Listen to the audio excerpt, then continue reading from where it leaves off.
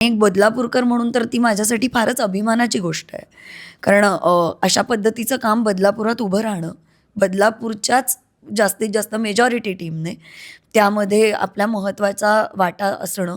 सर्वात मोठं चॅलेंज गाव उभं करणं. पण ते गाव उभं करत असताना जे गाव अस्तित्वामध्ये होतं त्याची कार्बन कॉपी आपल्याला करावी लागेल, कारण त्याचे सगळे रेफरन्सेस नेटवर आजही अवेलेबल आहेत. या सिनेमासाठी सगळा काही जो रिसर्च करायचा आहे ना, सगळं सरांनी केलेलं आहे. सगळा सिनेमाने आपल्याला निवडलं आहे. खरंच सिनेमाने आम्हाला निवडलं आहे, कारण इतक्या म्हणजे ज्या लेवलची ही घटना घडली आहे त्या घटनेचा एक भाग होणं हेही खूप मोठी गोष्ट आहे. आणि सत्य घटनेवर आधारित असल्यामुळे लोकांची उत्सुकता तर निश्चितच वाढलेली आहे. पण सत्य घटना पडद्यावर मांडणं ज्या पद्धतीने घडलं आहे ते मात्र लोकांना जरूर येऊन बघायला त्यांनी हवं. हा चित्रपट निवडत असताना अगदी एक बेसिक भावना तर हीच होती की आपण काहीतरी जेन्युइन प्रयत्न करत आहोत. मंडळी नमस्कार, मी प्रेरणा. खरं तर आपण मराठी चित्रपटांबद्दल जेव्हा बोलतो कंटेंटचा कायम विचार होतो, कंटेंटबद्दल बोललं जातं. आणि असंच कंटेंटवर आधारित हा चित्रपट म्हणजे एक होतं माळी. आणि सत्य घटनेवर आधारित, पण ज्या पद्धतीनं या चित्रपटाबद्दल मी ऐकते माझी उत्कंठा प्रचंड वाढली. आणि म्हणूनच या कलाकारांसोबत आज मी गप्पा मारणार आहे. खूप खूप स्वागत आहे सगळ्यांचंच. अश्विनी, मी तुझ्यापासून सुरू करेन, कारण जी चर्चा होते ज्या पद्धतीचं असं होतं ना की एखाद्या सत्य घटनेवर आधारित चित्रपट असतील किंवा अशा पद्धतीचे चित्रपट कशा पद्धतीनं लोक रिसीव्ह करतील, हिट होईल की नाही. तू काय विचार करत होतेस हा चित्रपट निवडत असताना? हा चित्रपट निवडत असताना अगदी एक बेसिक भावना तर हीच होती की आपण काहीतरी जेन्युइन प्रयत्न करत आहोत. आणि तो इंडिव्हिज्युअल नाही आहे, तो फक्त व्यक्तिगत नाही आहे, तो एक टीम म्हणून एक सांघिक प्रयत्न आहे. आणि मला हिट किंवा फ्लॉप अशा गणितात मला कधीच सांगता येत नाहीत गोष्टी. कारण तुमच्या मनाला जे भिडतं ते कितीही कमी प्रमाणात पोहोचलेलं असू दे, ते हिटच असतं. सो जास्तीत जास्त मनाला भिडणारा सिनेमा लोकांपर्यंत घेऊन येणं हे काम सगळेच टीम मेंबर्स करत होतो आणि करत आहोत. तर हाच थॉट होता सिनेमा निवडताना. आणि सत्य घटनेवर आधारित असल्यामुळे लोकांची उत्सुकता तर निश्चितच वाढलेली आहे. पण सत्य घटना पडद्यावर मांडणं ज्या पद्धतीने घडलं आहे ते मात्र लोकांना जरूर येऊन बघायला त्यांनी हवं, असं आम्हाला सगळ्यांनाच वाटतं आहे. हो, अनेक चॅलेंजेस तुम्ही ऐकलं. मी तुमच्याकडनं जाणून घेईन की अनेक चॅलेंजेसवर मात करत तुम्ही मला वाटतं हा चित्रपट आणता. आणि VFX बद्दल खूप बोललं जात आहे. ज्या पद्धतीचं VFX असेल किंवा सेट उभारणी असेल, काय कशा पद्धतीचं होतं ते सगळं तुमच्यासाठी करणं? खूप मोठी यादी आहे खरं तर ही 10-15 मिनटात संपणार नाही आहे. सर्वात मोठं चॅलेंज गाव उभं करणं. पण ते गाव उभं करत असताना जे गाव अस्तित्वामध्ये होतं त्याची कार्बन कॉपी आपल्याला करावी लागेल, कारण त्याचे सगळे रेफरन्सेस नेटवर आजही अवेलेबल आहेत.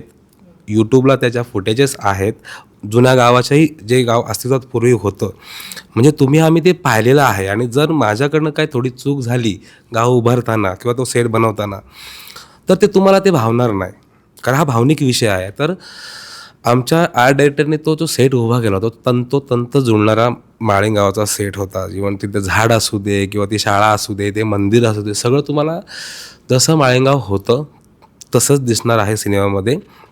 तुम्ही काहीतरी माइंडला गेलात ना, जे आत्ता काही शाळा वाचलेली आहेत ना, तर तुम्हाला समजेल की सिनेमा आणि सगळं सेमच बनवलेलं आहे.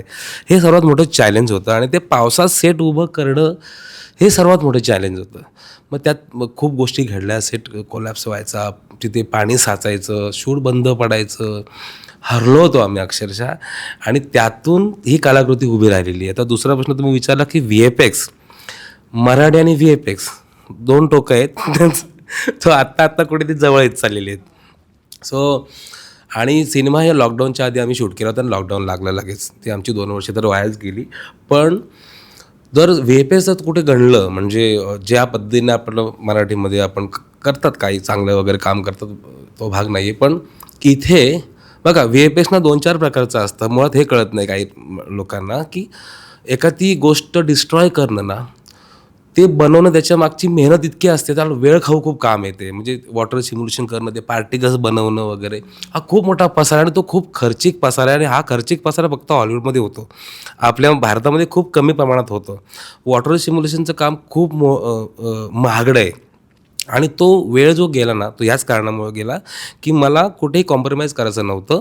एवढी मोठी दुर्घटना, एवढा मोठा विषय आपण महाराष्ट्राला दाखवणार आहोत, तर ते कुठेतरी खोटं वाटलं तर त्या भावना आपण लोकांपर्यंत पोहोचण्यात आपण जरा कमी पडू, म्हणून हा वेळ घेतला. तर जास्त कारण मोठं आहे की VFX एकदम छान व्हायला पाहिजे. ते छान नाही आहे, दिसायला ते अंगावर येतं, हां, पण ते ते रिअल वाटणं, तर हे 2 सर्वात मोठे चॅलेंजेस होते. तुझ्याकडे वेळ म्हणजे अशा पद्धतीच्या चित्रपटांमध्ये आपण काहीतरी साकारतोय खरं तर एक सत्य घटना आणि त्याच्यात कुणीतरी सर्वाईव्ह झालंय. अनेक कुटुंब मला वाटतं तिथे नेस्तनाभूत झाली, त्यांची घरं आणि त्या सगळ्या गोष्टी. तुम्ही हा चित्रपट करत असताना काय काय गोष्टींचा रिसर्च करत होता, काय काय जाणून घेण्याचा प्रयत्न केला जेणेकरून ते सादर करत असताना रिअलिस्टिक त्याला अप्रोच असला पाहिजे? या सिनेमासाठी सगळा काय जो रिसर्च करायचा आहे ना, सगळं सरांनी केलेलं आहे. सगळा ॲज अ ॲक्टर म्हणून रिसर्च करायचा म्हटलं तर आम्ही म्हटलं सरांना की आता आम्ही जी भूमिका साकारतोय ती व्यक्ती सर्वाईव्ह करून जगलेली आहे त्या व्यक्तीची करतोय. आमची एकच मागणी होती की सर आम्हाला त्या व्यक्तीला भेटू द्या, त्या माणसाबरोबर गप्पा मारू द्या, त्यात तो कसा चालतो, कसा बोलतो, कसा वागतो, हे फक्त आम्हाला जाणून घ्यायचं होतं. आणि मगाशी मला उत्तर द्यायचं होतं एक फक्त की मी सिनेमा हा निवडलेला नाही आहे, सिनेमाने मला निवडलेला आहे. त्यामुळे आणि त्या माणसांबरोबर जी जी जी भूमिका मी साकारतोय त्या माणसांबरोबर राहिल्यामुळे आम्हाला ते काम करणं सोपं गेलं. एवढं सांग. तुझा कसा राहिला अनुभव? अप्रतिम अनुभव, खूपच मस्त. मी नाही भेटलो कोणाला पण मी यांना भेटलो. यांनी मला जे नरेट केलं आणि यांनी जे माझ्याकडून करून घेतलं ती ही भूमिका आहे. आणि खूप मस्त बोलला हा की सिनेमाने आपल्याला निवडलं आहे. खरंच सिनेमाने आम्हाला निवडलं आहे, कारण इतक्या म्हणजे ज्या लेवलची ही घटना घडली आहे त्या घटनेचा एक भाग होणं हेही खूप मोठी गोष्ट आहे कलाकार म्हणून, असं मला वाटतं. आणि हे जगायला मिळालं, म्हणजे या यातना ज्या त्या लोकांनी अनुभवल्या त्या अनुभवायला मिळालं, ही खूप मोठी गोष्ट आहे एक कलाकार म्हणून. अश्विनी, म्हणजे तू विविध टेलिव्हिजनचा एक चेहरा असशील किंवा तू केलेलं काम असेल, तू काय पद्धतीचं हे बघते जेव्हा तुझ्याकडे एखादा प्रोजेक्ट येतो? तुला काय वाटतं की कलाकार म्हणून तुला अर्थात एक्सप्लोर भरपूर करता येतं प्रत्येक गोष्टीमध्ये. तू या चित्रपटाचा काय विचार करत होती त्यावेळेस? मी कायमच मला वैविध्यपूर्ण काहीतरी करायला आवडतं आणि तसं मला मिळतं. मला कधीच माझी अशी तक्रार नसते किंवा मला नाही वाटत असं की अरे यार, या पद्धतीचं काम मला मिळालं असतं तर मी असं केलं असतं. मला प्रचंड वैविध्यपूर्ण भूमिका करायला मिळाल्या आणि एक वैशिष्ट्य म्हणजे त्या मालिकांमध्ये मिळाल्या. म्हणजे मला कधीच कुठल्याच माध्यमाला असं नाही कंपेअर करायला आवडत, कारण ज्या त्या माध्यमाचे जे ते चॅलेंजेस असतात त्याच्या काही खूप जमेच्या बाजू असतात आणि तशाच काही पडत्या बाजू असतात. पण प्रत्येक माध्यमात आपल्याला त्या माध्यमात चॅलेंजिंग वाटेल अशी भूमिका आपल्याला करायला मिळावी असं प्रत्येक कलाकाराला वाटतं. सिनेमा ज्या क्षणी मला विचारण्यात आलं किंवा मी स्थानिक कलाकार म्हणूनच कदाचित पहिला प्रेफरन्स असेल किंवा त्याआधी मी फार कमी काम केलेलं होतं, त्यामुळे कामातनं काम जनरेट झालं असं जर म्हणलं तर त्याहून सोन्याहून पिवळं.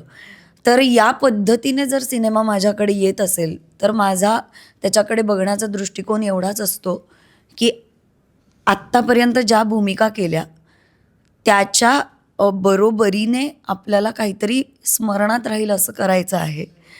आणि त्याची लेंथ, त्याची क्वांटिटी, माझा काय, हे मला त्या क्षणी कधीच बघावंसं नाही वाटलं या सिनेमाच्या बाबतीत.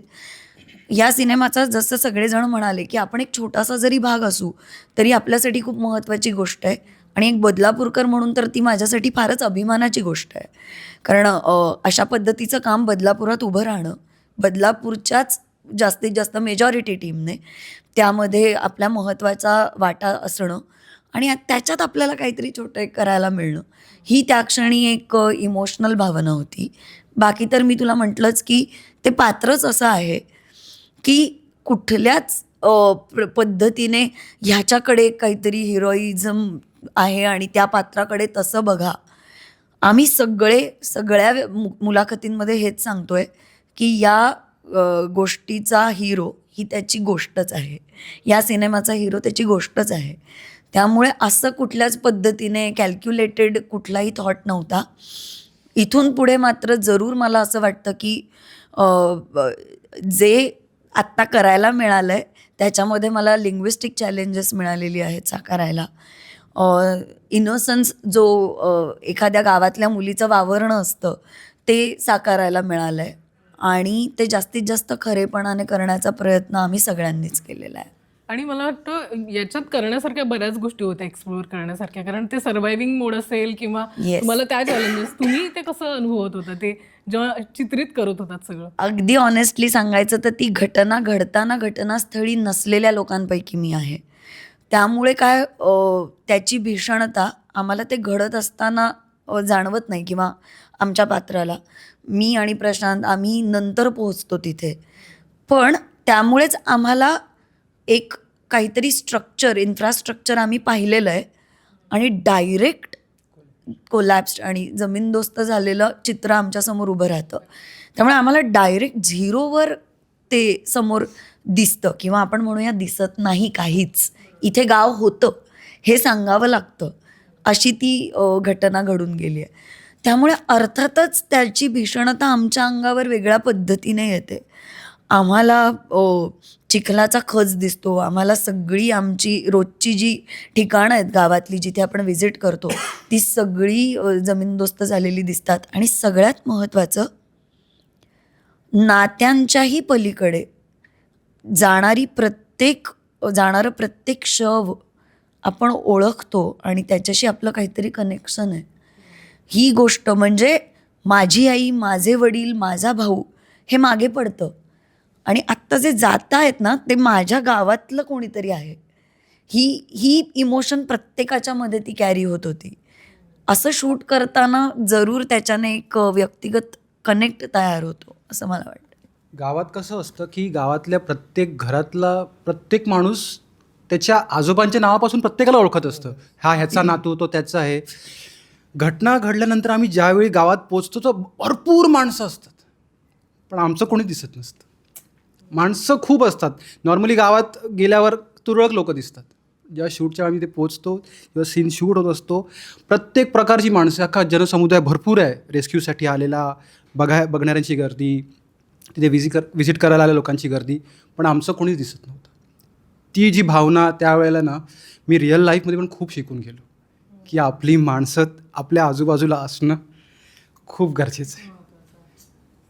तुमच्याकडे म्हणजे पोस्टर बघतो आम्ही, ते चिखलातला तो हात आणि एक असतं ना चित्रपटांमध्ये फ्रेम्स असणं, चकचकीतपणा असणं, ह्याच्यातनं आपण आपला चित्रपट खुलवतो, पण तुम्हाला याच्यातनं ते दाखवायचं आहे.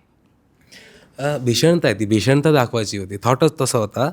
म्हणजे हा सिनेमा आहे ना, हा कोणा एकाचा नाही. जसे अश्विनी म्हणाले की इथे मी हिरोईन नाही आहे किंवा हा हिरो नाही. जिथे कॅमेरा जातो ना तो हिरो होतो. त्या डोंगरावर कॅमेरा जातो तो हिरो होतो, गावावर कॅमेरा तो हिरो होतो. म्हणजे ही कथाच हिरो आहे.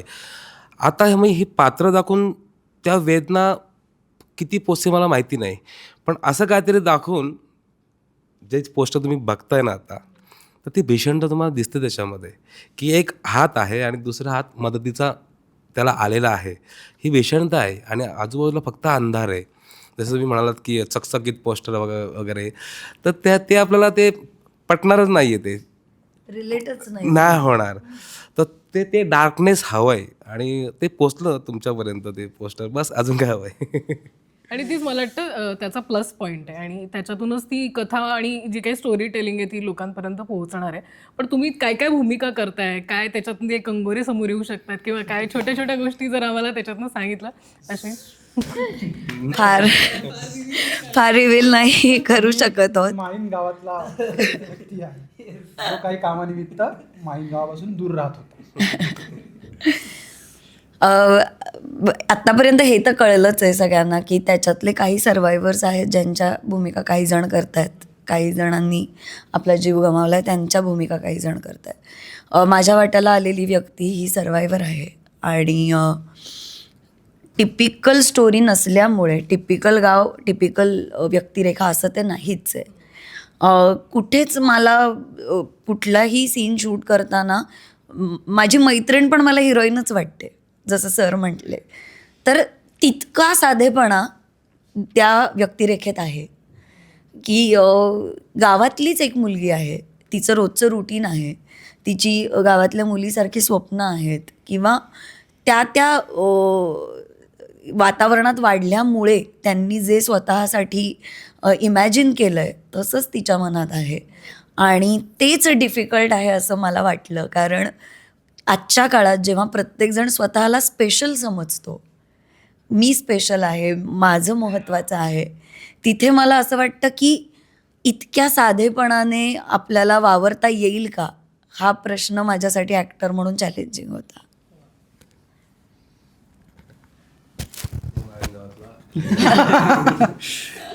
नाही, खरं सांगायचं तर मी म्हटलं ना की सर्वात कमी त्रास झालेला जो ॲक्टर असेल तो मी आहे या सिनेमातला. कारण का मला खूप जास्त काही डिटेलमध्ये काम करायचं नव्हतं. फक्त जी भूमिका मी साकारतो आहे त्या माणसाची, तो माणूस कसा बोलतो, कसा चालतो, कसा वागतो, एवढंच मला करायचं होतं. कारण का मी कुठल्याही रेस्क्यू करण्याच्या ह्यात नव्हतो. फक्त मला ते त्या माणसाचा जो ज्या माणसाची निरागसता होती ना, ती मला फक्त समोर मांडायची होती आणि ती खूप सोपी गेली सरांमुळे. सरांनी खूप डिटेलमध्ये मला ते सगळं सांगितलं होतं. राहता राहिला प्रश्न भाषेचा. भाषा आम्हाला आमच्या महानंदा गावडे मॅडमनी खूप अप्रतिम शिकवली होती, ती आम्ही फॉलो करण्याचा प्रयत्न केला. That's it. मी भूमिकेबद्दल नाही सांगणार ते 24 तारीख सांगेन. पण मला नेहमी असं वाटतं की एक होतं माळीन हा सिनेमा झाला आहे कारण तो इन्सिडेंट झाला आहे.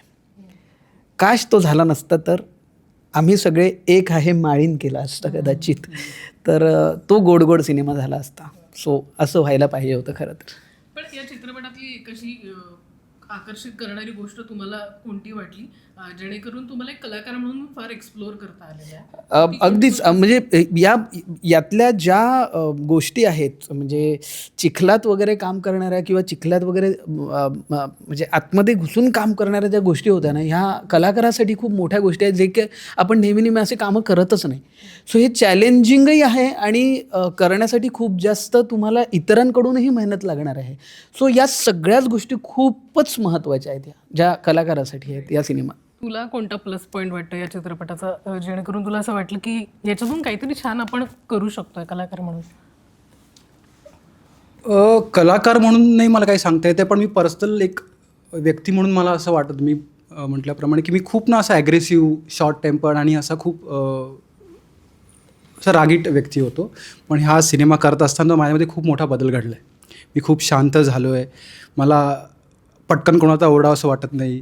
बाबा आता मला भीती वाटायला लागते की ही व्यक्ती आता आपल्यापासून दूर गेली तर, कोणाला काही बोललो तर राग आता मला असं खतखत यार हिला बोलायला नको काही, असं ते खूप व्हायला लागलं माझ्याकडून की मला व्यक्ती आता माझ्यापासून कुठल्या दूर नको जायला, हे कायम राहतं माझ्यात.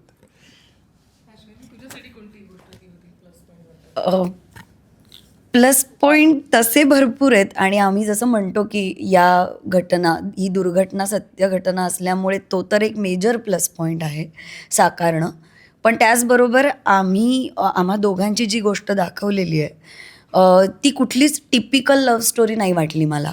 किंवा जरी ती आपल्या आजूबाजूला कायम घडते कधीतरी तरी त्याला पडद्यावर आणावं असं स्वरूप कधीच दिलं जात नाही, ते ह्या सिनेमात दिलं गेलं आहे. ह्याच्यामध्ये ओव्हर ड्रमॅटिक आणि अनरिअलिस्टिक नाही आहे ती लव्ह स्टोरी, ती घडते आपल्या आजूबाजूला.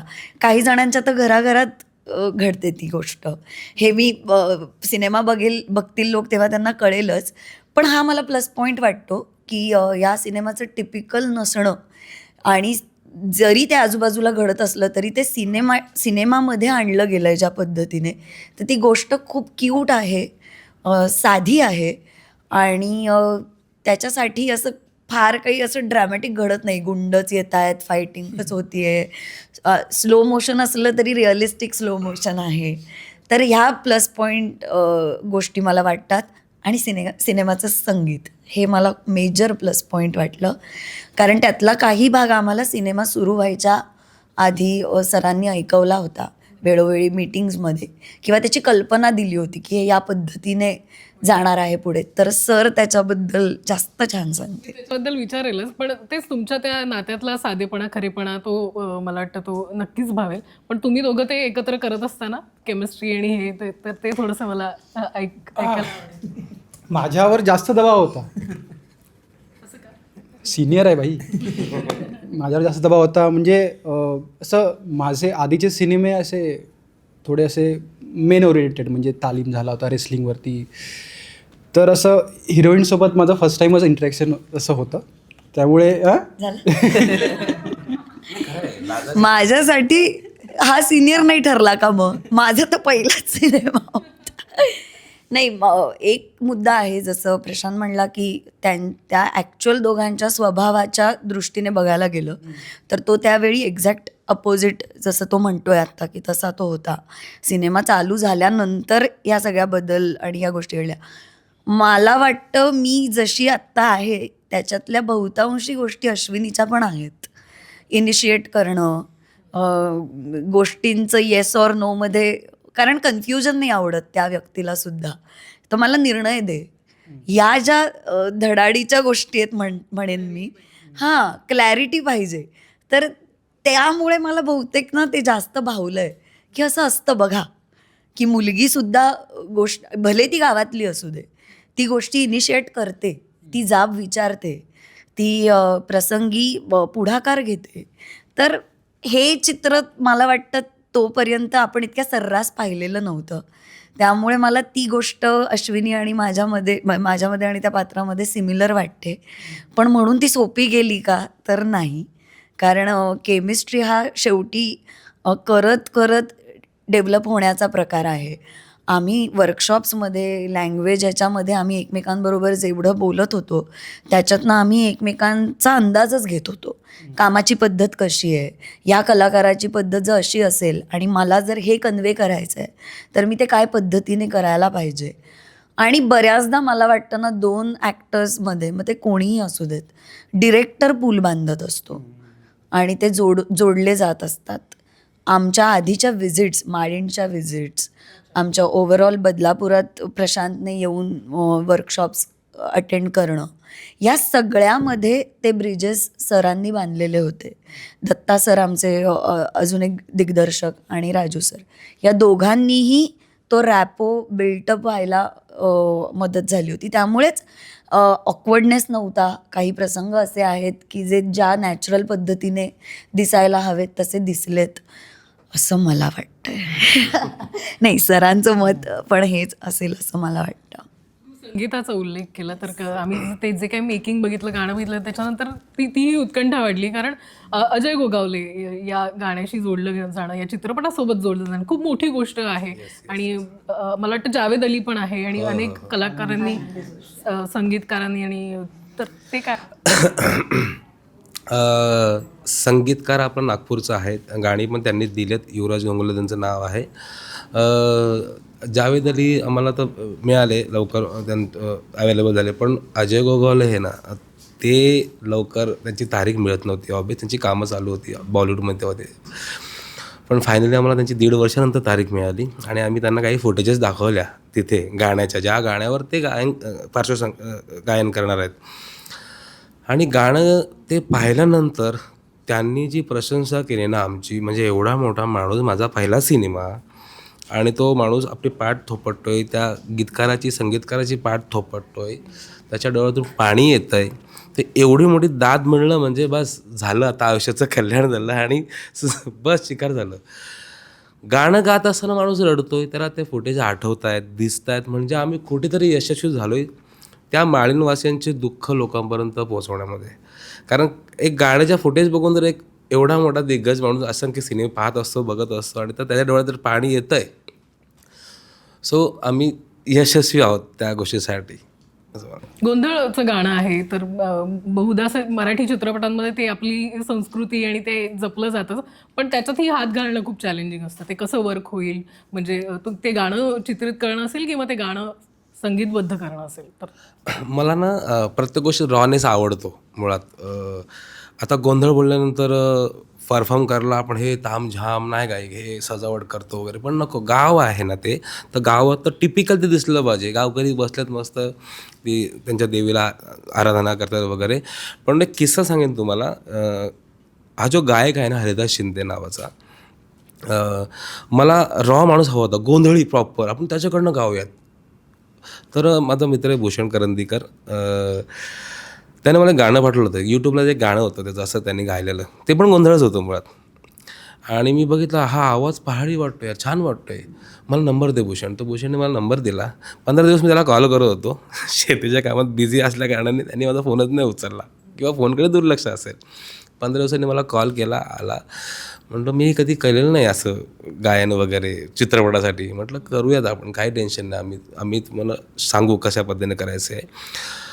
पण ते प्रॉपर गोंधळी असल्या कारणाने, गाणं तर खूप छान गायलं नाही, रेकॉर्डिंग झालं, पण प्रॉपर गोंधळी असल्या कारणाने ते परफॉर्मर्स आहेत, स्टेजवर परफॉर्म. आणि आय थिंक जीवाल्यांनी ते अवॉर्ड पण दिलेला आहे त्यांना, महाराष्ट्र असं काहीतरी अवॉर्ड मिळाला आहे त्यांना जीचा. मी म्हटलं तुम्हीच परफॉर्म का करत नाही? मी कोणतरी ॲक्टर घेणार होतो थोडंसं ते गोंधळ परफॉर्म करायला. म्हटलं तुम्ही तर परफॉर्म ऑलरेडी करता, लाईव्ह करता, 4-4, 5-5 तास तुम्ही ते गोंधळ करता, संबळ वाजवत ते छान, जमेल मला. हो हो जमेल. केलं त्यांनी परफॉर्म. पण आता योगायोग काय याच्यामध्ये की नंतर त्यांनी आम्हाला असं सांगितलं की ह्या गावामध्ये, माळिंग गावामध्ये, मी 2 वर्षापूर्वी, दुर्घटनेच्या 2 वर्षापूर्वी भजनाच्या कार्यक्रमाला गेलो होतो आणि त्या मंदिरासमोर भजन केलं होतं. आणि त्याच्यानंतर दुर्घटना झाली होती आणि आत्ता गाव गेले, आता या गावात मी पुन्हा येऊ शकत नाही. इथपर्यंत ठीक होतं. पण योगायोग बघा की असं कोणतरी वाया हे कनेक्शन जुळून मी त्या माणसापर्यंत पोचणं आणि त्याच माणसाकडनं गाणं गाऊन तिथे परफॉर्म करायला, त्याच मंदिरासमोर करायला लावणं, तर हा चमत्कार आहे, योगायोग आहे. मला त्याची काय कल्पना नाही, पण हे काहीतरी आहे याच्या मागची गोष्ट. हा हा हा अंगावर काटा आणणारा शेण आहे ॲक्च्युली. माहीत नव्हतं. आणि त्यांना माहिती नव्हतं काय बनवतोय, काय हां, नंतर कळलं आम्हाला हे सगळं. पण ते कुठेतरी ते लिंक झाल्या गोष्टी आणि जुळून आले आणि मला वाटतं ते गाण्याच्या स्वरूपात आता समोर येत आहे. येस तर या सगळ्या गोष्टींसाठी तुम्हाला सगळ्यांना शुभेच्छा. Thank you. Thank you so much. Thank you.